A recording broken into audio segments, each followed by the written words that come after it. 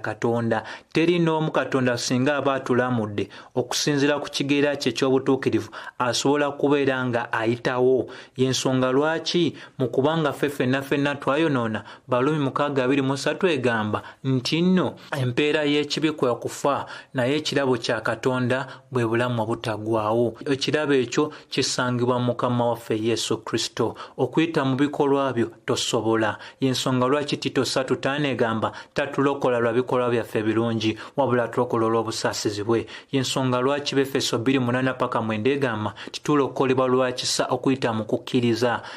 Kino si ku lwaffe, kino kye kirabo kya Katonda, waleme kuba omuntu yenna eyeegulumiza. Muganda wange, obulokozi bwafuulibwa obwangu eri ffe, si mu ngeri y'okuyita mu maanyi go. Tulokolebwa lwa kisa. Ekisa kye ki? Katonda okuwa ekyo ky'otagwanira naye akikuwa lwa kukkiriza. Ng'okkiriza ki? Ng'okkiriza enjiri nti nno ki? Yesu Kristo yafa, Yesu Kristo n'aziikibwa, Yesu Kristo n'azuukira okuva mu bafu. Bw'obikkiriza ebyo n'omutima gwo ti Katonda waffe yamala n'amuzuukusa okuva mu bafu, n'obikkiriza n'omutima gwo n'oyatula n'akamwa ko, olwo oluganda ng'olokose. Ompuliriza ng'olina omutima gwo, ompuliriza ng'olina n'akamwa ko. Kiki ekikugaana okubeera nga emigugu gyo gikwasa Mukama waffe?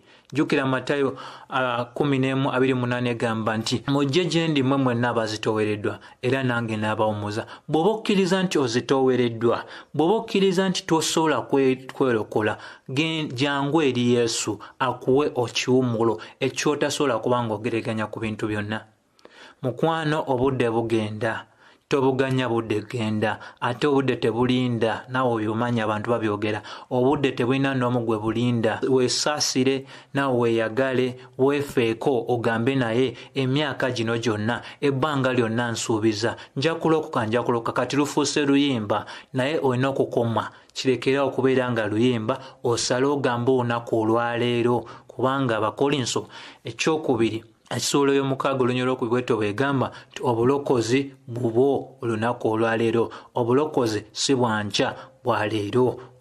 Akkiriza n'omutima gwe era yatula n'akamwa ke ng'agamba nti ndokose. Akkiriza ki? Akkiriza nti Yesu yafa ku lw'ebibi bye, akkiriza nti Yesu yaziikibwa, akkiriza nti Yesu yazuukira okuva mu bafu. Kumala okuba nga byonna obikoze, olwo ng'ofuuka omwana wa Katonda, otandika okuba ng'otambula mu lugendo. Weetaaga okutandika osoma Bayibuli, weegatte ku kkanisa esomeseza ddala ekigambo n'ebintu eby'engeri ng'eyo. Njagala okugamba gwe yina alokosa olunaku lwaleero oli wa mukisa, ate gwe yina atanabasalawo kubanga obudde tebukulinda.